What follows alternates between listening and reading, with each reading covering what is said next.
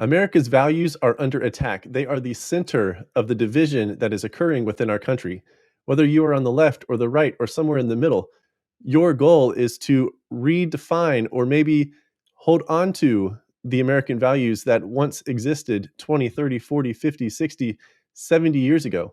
If you are on the right, you are trying to bring back the traditional values. If you are on the left, especially the progressive left, you are trying to continue to progress forward with America's values, but we are seeing the destruction of what that is causing.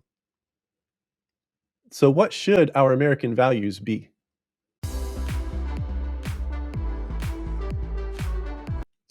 Welcome to episode 52 of Counterthought. This is a birthday episode. You may be able to hear it in my voice. I'm also a little bit under the weather, but I am committed to bringing you every single week a new episode.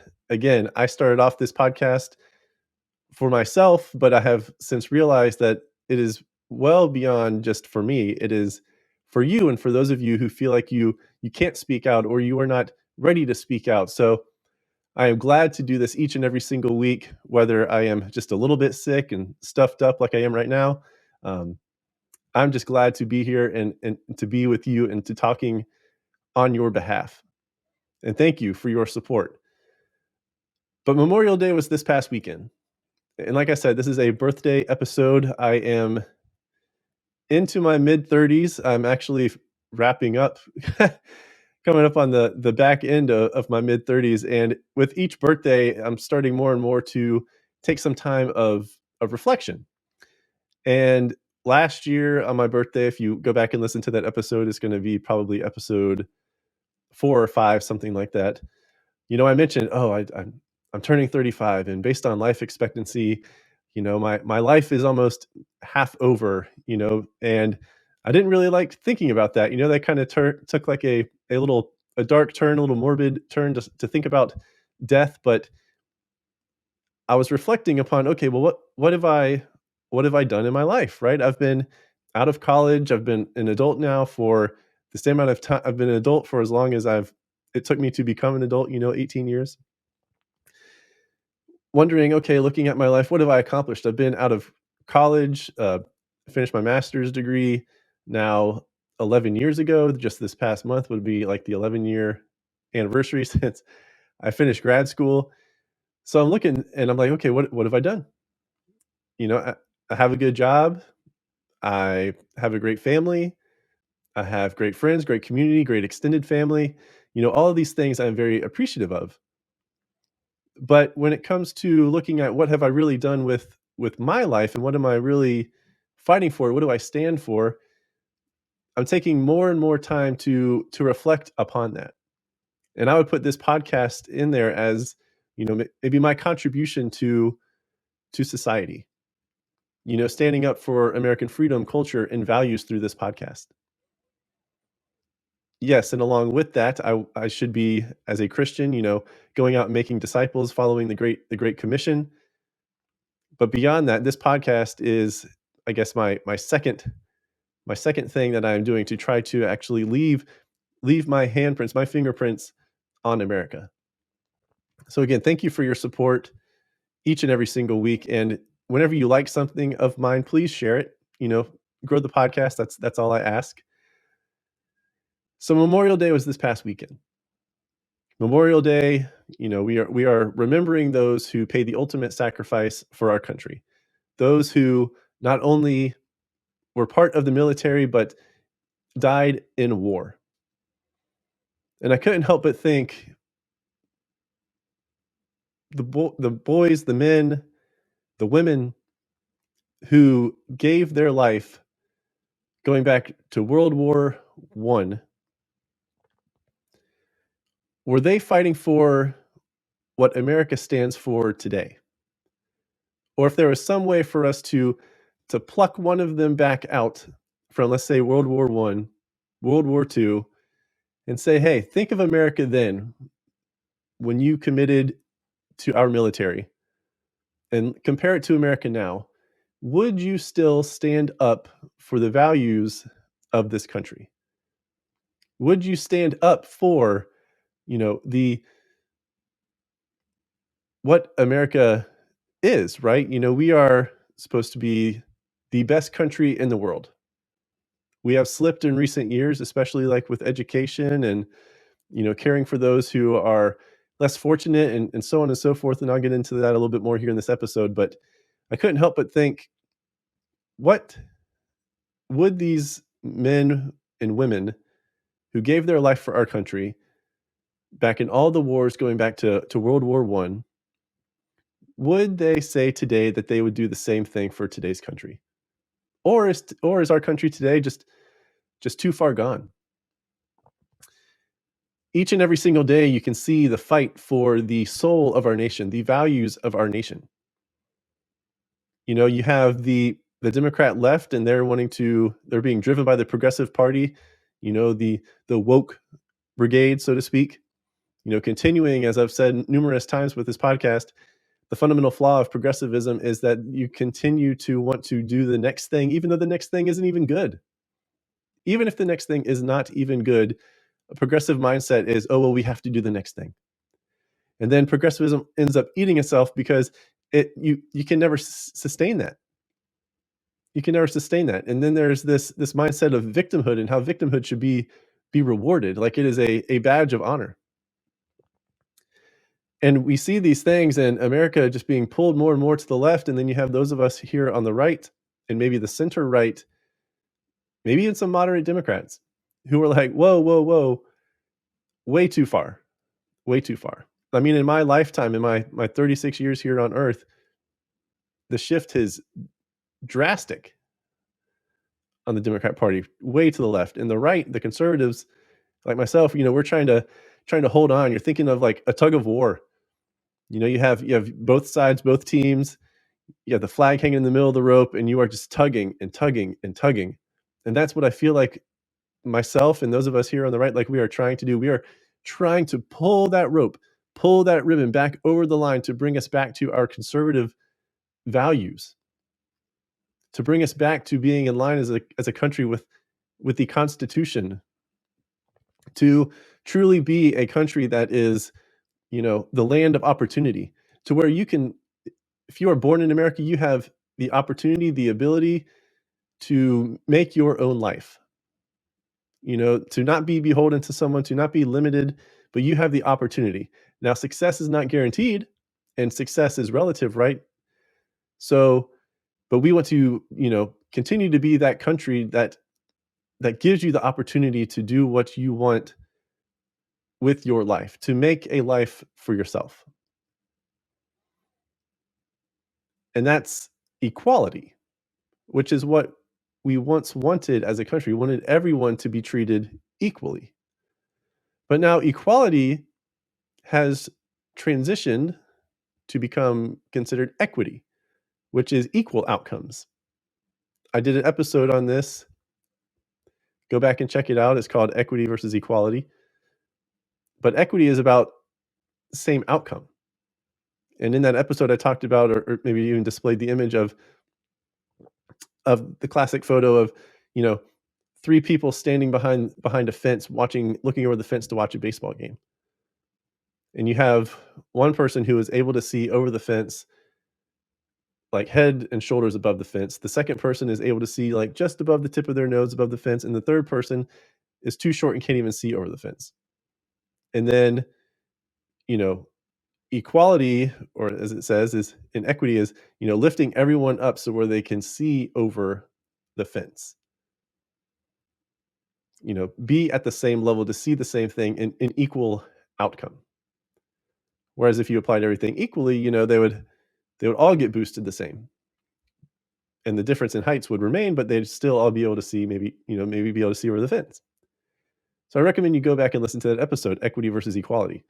But that's what equality has since shifted to.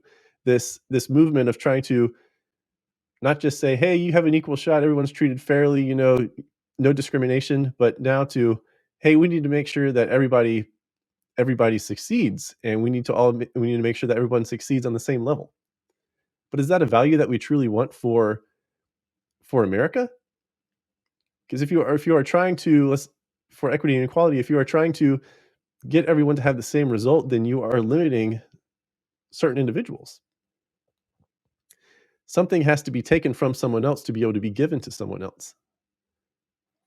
So I don't think that's what we want. I want a country that stands for equality to give you that opportunity to make a life for yourself, to not be discriminated against. But equal outcomes is ridiculous because you can be from the same family and not have an equal outcome. I have 2 siblings. They're each their all 3 of us are our own individuals. All 3 of us have taken our own career path. All 3 of us are doing things our own way, but our outcomes are not the same. You know, we each have we're all in our 30s, you know, we have families, so, like, those are similarities, but to think that I need to be like my sister, and my sister needs to be like my brother, and I need to be like my brother, and we all need to be the same, I don't understand that. What if that's not something that I want? What if I want to be content with where I am now? What if my sister or my brother wants to continue along in their careers or, you know, take a different path and to reach that contentment, that satisfaction with where they are in their life? That's fine. Like, I should not want them to stop where I am, you know? I should want them to continue to go forward and pursue, right, the pursuit of happiness, to pursue that. But there's this pull to try to bring America from equality to equity. And then we have transgenderism. We have transgenderism trying to be pushed as the norm, to be accepted, to accept the fact that a man can become a woman and a woman can become a man and to treat them the same. I've talked about this specifically as it relates to sports in a previous episode. You know, goes back to mid-March during the NCAA swimming national championships and the Leah Thomas story. You know, trying to convince everyone that, you know, a biological male, when they transition into becoming a woman, has no advantage over a woman physically. Well, we know that's not the case. We know that's not the case. And the most progressive of that movement are trying to advocate that yes, it is. You know, feminism first began when it was started out as, you know, bringing up to be the same and treated the same as and considered the same as men. But now they've gone well beyond that to the point, like I said, progressivism eats itself. It is now to the point where they consider, okay, well, a man who identifies as a woman is supposed to be treated as a woman, but okay, well then when it comes to athletics, you are therefore taking over and eliminating biological women. What is that? Trying to also convince people that birthing people is the right terminology to use instead of a pregnant woman. A biological male cannot get pregnant, but we're supposed to go along with using terminology like a birthing person. How disrespectful is that to a woman? God created women to have this ability to create life in their womb and give birth to a child, bring life into this world. And then you have women who are okay with accepting a biological male that's transitioned into a woman to be considered a woman and take the womanhood away and say, "Oh, a birthing person?" No. That is not what America should be standing for. America should be standing for the unique characteristics that separate men from women, women from men. Yes, men and women should be treated the same, but there are certain characteristics, certain features of a man and a woman that are not the same, and we should celebrate that. We used to celebrate that. There was pride in being a man being masculine, there was pride in being a woman being feminine. But that is trying to be pulled away again, closer to the edge of that cliff. You know, that visual of the tug of war, the rope is being pulled, the ribbon that is hanging down in the middle is being pulled more and more and more to the left. And we here on the right, we need to be digging in our heels, grabbing that rope hand over fist, and pulling and tugging more and more back to our traditional values, back to the right. We need to continue to do that. And then we talk about, you know, trying to change the democracy of our country. There's been calls for there's been calls for getting rid of the electoral college, changing how Each state gets 2 senators, changing the number of representatives for states, all this stuff, it's ludicrous, it's ridiculous. This is not what we should be going for. But America, I realize, is not perfect. It is not perfect. There are things about America that even if, traditional values, conservative values, constitutional, that we still lack. Our education system is sliding. We are, I think, just barely in the overall top 25% across all education, or the overall top 25 of all education. Public schools and especially low income communities are A through F, an F-rated school. It's this cycle that just continues to continue, where children not getting the education they need based on their living conditions, where they live, their household, and so on and so forth. And then you have other kids who are able to go to better schools and live in better areas and better households, and the gap is just continuing to widen. I'm a firm believer that, especially when it comes to kids, we need to give children every opportunity to succeed. Advocates for school choice say, "Hey, this would take care of that, right?" Don't tie in the taxes, the property taxes, into the funding for the schools, because then the lower property values, which are in the impoverished communities, is going to be less money for those schools, which is just going to continue into perpetuity. There will never be an F school into an A school in a bad area. You can create like a charter school, and those only have limited seats. So that's not even a perfect system. But I'm a firm believer that as a value of this country, we need to be setting up our children to succeed, because our children are the future. Our children are the future. I'm in my mid 30s. Half my life is almost over. I have my own kids. They are the future. They are the next generation. I'm Gen Y. I'm a millennial, as much as I don't like the term millennial. Gen Y. The next generation, Gen Z, and then my kids' generation. They're going to be the ones who are in charge as I am turning old and gray, and my time on this earth is coming to an end. They're going to be the leaders that are continuing to shape and control and lead this country. So we need to give these children every opportunity to have a quality education. Knowledge is power. But we have been failing as a country these children. We have been failing our children with certain aspects of the public school system. I think that's something we need to change. That is one of America's shortcomings. Another area where we come up short as a country, I believe, is helping veterans. When veterans, when those who serve in the military who did not die in war, when they return to being a civilian, there are a lot of them struggle to do that. A lot of them struggle to do that. They were a soldier. They need a better transition into civil society, and I think we need to do better by our veterans to make sure that occurs. We can do all of these other things, help out other countries, help out different, countries through treaties and agreements and so on and so forth. Yet we let thousands and thousands, if not, I don't know the exact number, but we let our veterans just, fall to the wayside. We see plenty of them come upon hard times. There are numerous veterans who are part of the homeless community.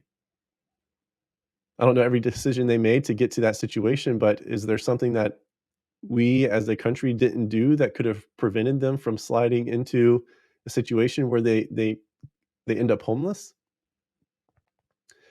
So America, we are not perfect. We are not perfect. We have shortcomings. We have shortcomings even when it comes to capitalism. Capitalism is fantastic, right? It creates the wealthiest nation in the world, our country. But capitalism doesn't need to be seen as a religion. There are aspects of capitalism that are not good, that are not good. And I'm going to have another episode on that sometime in the future, just breaking down capitalism and where I think it comes up short, where I think it is actually hurting our country versus helping it. Just mention real quickly that I think capitalism, that it should not, or that at least it should be limited, I guess, when it comes to healthcare and pharmaceuticals. The idea of profiting millions and billions of dollars for companies and hundreds of thousands of dollars per year for, for physicians and physician groups and pharmaceutical companies, that's, to me, I'm not okay with that. I'm not okay with that. I understand it takes a lot of skill, like as a doctor or a surgeon or something like that, as a nurse to do what you do, but some of the salaries are crazy and the contracts that are being signed are ridiculous. Pharmaceutical company, like especially for life-saving drugs, I'm a type 1 diabetic, I need insulin. If I didn't have insurance coverage, and it varies based upon your insurance coverage, you know, if I had to buy insulin over the counter for a 10 milliliter vial, we're talking about me paying over $300 for something to save my life. That is not okay. So capitalism, yes, that needs to be continue to be part of the American framework, but capitalism is not perfect. Our education system is not perfect. What we do to help others who fall upon hard times, we are not perfect as a country. But our values moving forward, we can improve upon them. I believe we need to come back to our traditional values, back to the values that we had as a country, going back to World War One. And I just keep using World War One because, I don't I mean, I can read history books and know what it was like, between the Civil War and World War One, but that's a huge gap. That's like 60 years. So I'm just going to start in World War One because that's closer to the modern times of today, even though now it's like 100 years ago. But we have plenty of strengths here in America to build upon for our values. We are truly the land of opportunity. If you can get here, you can have the opportunity to succeed.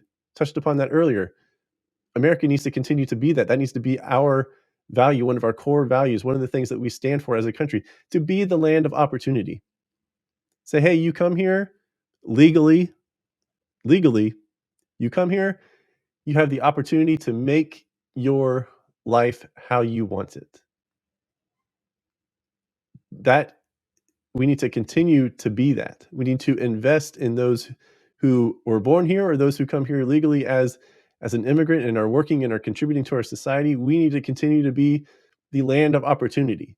That is what makes such a great draw for America from millions of millions of people coming from the other 200 plus countries in this world is the opportunity to have a better life here in America.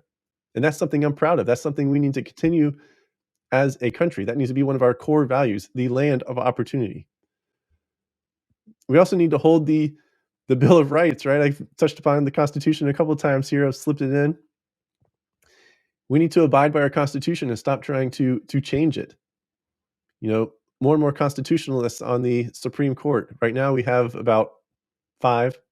We have 6, right-leaning justices, but John Roberts, the Chief Justice, he's not. He's not. So we have 5. We have 5, right? Those who are consider themselves constitutionalists or textualists, whatever the terminology may be, we need to live by the Constitution and preserve our Constitution and not have the judiciary set laws for this country, but just have them do what they're supposed to do, which is determine whether the laws on the books, you know, new laws are, abide by the laws that are currently on the books, right? We need to live by the Constitution, the Bill of Rights. We need to live by these things. They should help shape our country. That needs to be one of our values, living by the document, the Constitution that set our country free. We need to also embrace religious freedom. There are more than 15 major religions here in this country. I say major because um, if you get into all the different denominations within different religions, it's going to be hundreds. But religious freedom, that needs to be something here in America, and more specifically, I believe as a country, we need to get back to the Christian values being at the root and influencing what we do as a country, the morals that we keep as a country. There's this whole thing about separation of church and state, but the morals of the country are rooted in Christianity. Morals for our laws are rooted in Christianity, and we need to be able as a country, I believe, to promote and talk about Christ and Christianity and use the Christian values for our country. Yeah, religious freedom. If you don't have to be a Christian, right, to live here. I'm not saying that. Do I want you to be? Yes. But you should be able to practice whatever religion you want, and we've been able to do that here as a country, but we have, at the same time, slid away from those Christian values that helped shape our country. We need to bring those Christian values back into the fold, back into the daily life of our country. It needs to permeate through our lives in this country. We also need to allow for or continue the cultural and ethnical struggle with that word there, diversity in this country. We are a melting pot. We hear that all the time. And I am proud of that. We need to continue to be that. Every culture, you know, celebrate it, right? Should be proud that we have so many cultures in this country. So many cultures, but ultimately Americans, right? The pride is in being an American while holding on to the culture of that maybe from your birth country, right? Or if you grew up here in America, but ancestors, they passed down certain cultures and everything from where they were from. Fantastic. Let's be Americans while also holding on to culture. I think that makes us unique and is a great thing for this country. It allows us to learn more and more about the people and why people do what they do, why they think what they think, why they hold the values that they do. To celebrate to celebrate different cultures and not let the term cultural appropriation be slung around. Just because my family and I celebrate Taco Tuesday, like, you know, chill out on slinging arrows and stuff, saying, "Oh, cultural appropriation. You're not Mexican. Why are you eating tacos?" Uh, because I like tacos, and I would think that would be like a good thing for the Mexican culture, right? It's something that's so good it should be celebrated. Like, hey, people who are not Mexican enjoy food. Mexican food, like, that should be something that would be celebrated and not condemned like, "Oh, cultural appropriation." No. We all borrow from each other's cultures, whether you are aware of that or not. So we should celebrate the diversity of this country. We also need to bring back and advocate for the nuclear family. I have a previous episode about the nuclear family and how that is the best family model. We have seen heartbreak numerous times just in the past couple of weeks with these different shootings, and we learn that these the the young men that are committing these crimes, or the adult men that are committing these crimes, they have a bad past. They have either a broken home, an absent father, an abusive relationship, something like that, and that is seems to be like a common thread for these heinous acts of violence. We need to bring back the nuclear family. Try our best to make things work if there are difficulties in your marriage, not just go straight to divorce. We need to advocate for the nuclear family, to keeping it together, a husband, a wife, and the kids. And then not just keeping it together, but as the parents, as the husband and the wife, you need to be present for your children. It's one thing to be married but not be present. It's the other if you are married and you are present, if you are active in the lives of your children, if you are taking notice of what is going on, if you are staying in touch with them and daily and really investing in their lives and investing in them and showing that you care and that you love them. And divorced, if you do happen to get divorced, then you need to continue to be present in their lives, to be active in your children's lives, not become an absent father or an absent mother. Continue to pour into these children, into your children, because that is helping shape and mold them for the rest of their life.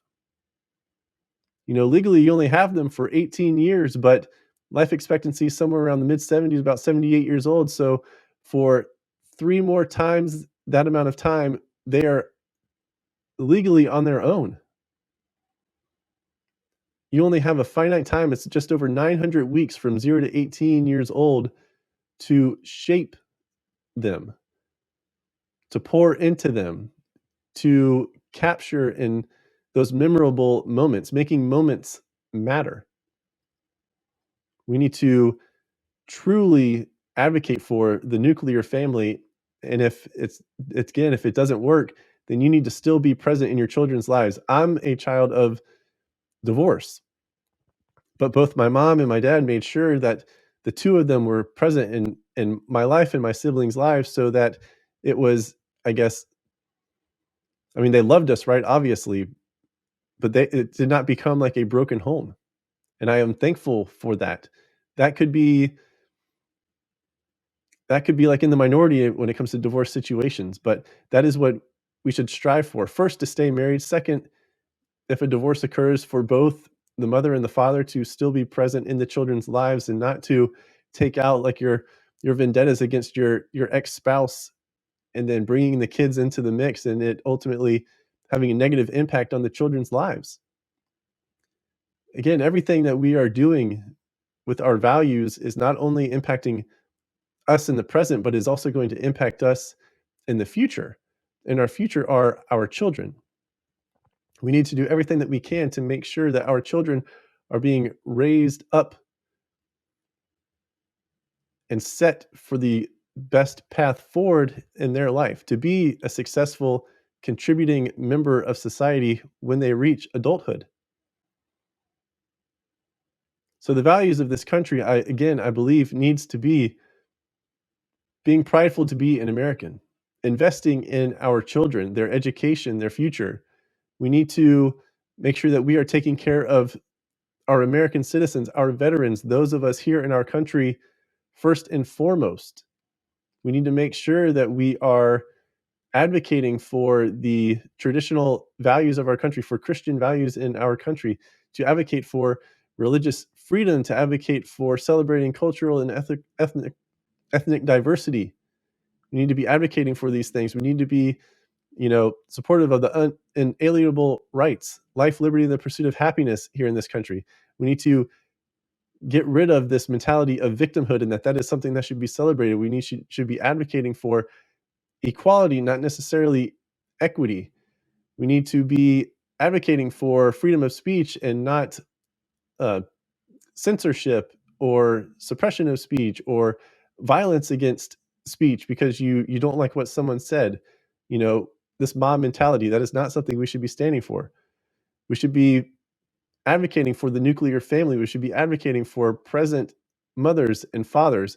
We should be trying to grow the kingdom of God, of Jesus Christ, to go out and make disciples, fulfilling the great commission of the Christian faith. We should be taking pride in the education of our children, improving our education system. We should be considering and fighting to do everything that we can to promote America as the land of opportunity, to be able to come here and make something of yourself. Everyone to be given a shot to make their own life, not have the same result because everyone's results should be different because not everyone is the same.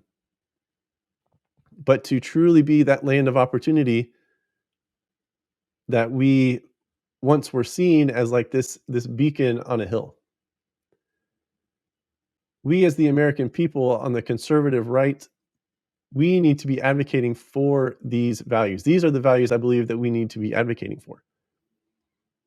We need to grab onto that rope, two hands, pulling, heels dug into the ground, and doing everything that we can to pull back the values of our country back to those traditional values when America was more successful, when we were strong as a country, when our national pride was strong back 20, 30, 40, 50, 60, 70 plus years ago. We need to be advocating for these values of our country. We need to be fighting for these values of our country because the pull of the devil in this progressive movement is taking us over the edge of this cliff. And we need to do everything that we can to make sure that we as a country, we as the American people do not fall off.